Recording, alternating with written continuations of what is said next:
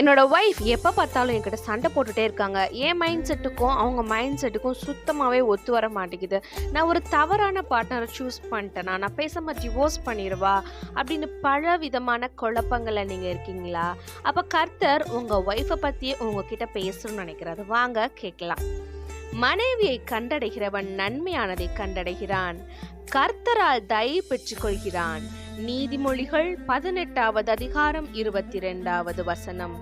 குணசாலியான ஸ்திரீ தன் புருஷனுக்கு கிரீடமாய் இருக்கிறாள், லட்சை உண்டு பண்ணுகிறவர்களோ அவனுக்கு எழும்புருக்கியாய் இருக்கிறாள். நீதிமொழிகள் 12வது அதிகாரம் 4வது வசனம். குணசாலியான ஸ்திரீயை கண்டுபிடிப்பவன் யார்? அவளுடைய விலை முத்துக்களை பார்க்கிலும் உயர்ந்தது. நீதிமொழிகள் 31வது அதிகாரம் 10வது வசனம். ஒருவன் ஒரு பெண்ணை புதிதாய் விவாகம் பண்ணி இருந்தால் அவன் யுத்தத்திற்கு புறப்பட வேண்டாம், அவன் மேல் யாதொரு வேலையும் சுமத்த வேண்டாம். அவன் 1 வருஷ பரியந்தம் தன் வீட்டில் தன் இஷ்டப்படி இருந்து தான் விவாகம் பயண ஸ்திரீயை சந்தோஷப்படுத்த கடவன். உபாகம் 24வது அதிகாரம் 5வது வசனம். ஆதியிலே மனுஷரை உண்டாக்கினவர் அவர்களை ஆணும் பெண்ணுமாக உண்டாக்கினார் என்பதையும், இது நிமித்தம் புருஷனானவன் தன் தகப்பனையும் தாயையும் விட்டு தன் மனைவியோட இசைந்திருப்பான், அவர்கள் இருவரும் ஒரே மாம்சமாய் இருப்பார்கள் என்று அவர் சொன்னதையும் நீங்கள் வாசிக்கவில்லையா? இப்படி இருக்கிறபடியால் அவர்கள் இருவராய் இராமல் ஒரே மாம்சமாய் இருக்கிறார்கள். ஆகையால் தேவன் இணைத்ததை மனுஷன் பிரிக்காதிருக்க கடவன் என்கிறார். மத்தேயு 19வது அதிகாரம் 4லிருந்து 6 வரையுள்ள வசனங்கள்.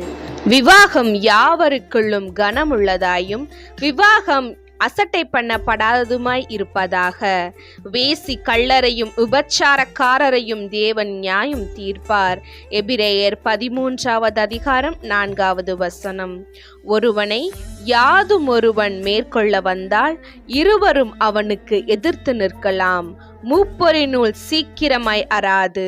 பிரசங்கி 4வது அதிகாரம் 12வது வசனம். அந்தப்படி புருஷர்களே, மனைவியானவள் பலவீன பாண்டமாய் இருக்கிறபடியால் உங்கள் ஜெபங்களுக்கு தடை வராத படிக்க நீங்கள் விவேகத்தோடு அவர்களுடனே வாழ்ந்து கிருபையை சுதந்திரித்துக் கொள்கிறவர்களானபடியினால் அவர்களுக்கு செய்ய வேண்டிய கனத்தை செய்யுங்கள். 1 பேதுரு 3வது அதிகாரம் 7வது வசனம். ஸோ உங்கள் ஒய்ஃப் உங்களுக்கு வாழ்க்கையில் எவ்வளோ பெரிய ஆசீர்வாதம்னு நீங்கள் இப்போ புரிஞ்சிருப்பீங்கன்னு நான் நம்புகிறேன்.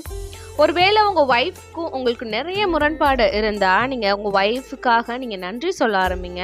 பிகாஸ் நீங்கள் மேரேஜ்குள்ளே வந்த உடனே கர்த்தர் உங்களோட குடும்ப தலைவர் ஆகிறாரு. ஸோ உங்கள் ஒய்ஃப்க்கு உங்களுக்கு பிரச்சனை இருந்தால் போய் கர்த்தர்கிட்ட சொல்லுங்கள். உங்கள் ஒய்ஃப்காக நீங்கள் ப்ரேயர் பண்ணுங்கள், உங்கள் ஒய்ஃபுக்காக நீங்கள் நன்றி சொல்லுங்கள். அப்படி நீங்கள் சொல்ல உங்கள் ஒய்ஃபோட குணத்தில் ஒரு மாற்றத்தை பார்ப்பீங்க. உங்கள் வாழ்க்கையோட பெரிய ஆசீர்வாதமே உங்கள் மனைவி தான். அதை நீங்கள் விசுவசிச்சு ஜெபம் பண்ண ஆரம்பிங்க. சாத்தான் குடும்பத்தை வெறுக்கிறான், உங்களுக்குள்ள நிறைய பிரச்சனையை கொண்டு வரலாம். ஆனால் நீங்கள் 2 பேரும் குடும்பமாக கர்த்தர் முன்னாடி ஜெபிக்க உங்கள் பிரச்சனைகள் எல்லாமே தீர்ந்து போகும். அதை நான் ரொம்ப ஸ்ட்ராங்காக பிலீவ் பண்ணுறேன். உங்களுக்கு இந்த வீடியோ பிடிச்சிருந்தா இந்த வீடியோக்கு ஒரு லைக் பண்ணுங்கள். இந்த வீடியோ உங்களுக்கு யார் கூட ஷேர் பண்ணணும்னு தோணுதோ அவங்க கூட ஷேர் பண்ணுங்கள். God bless you.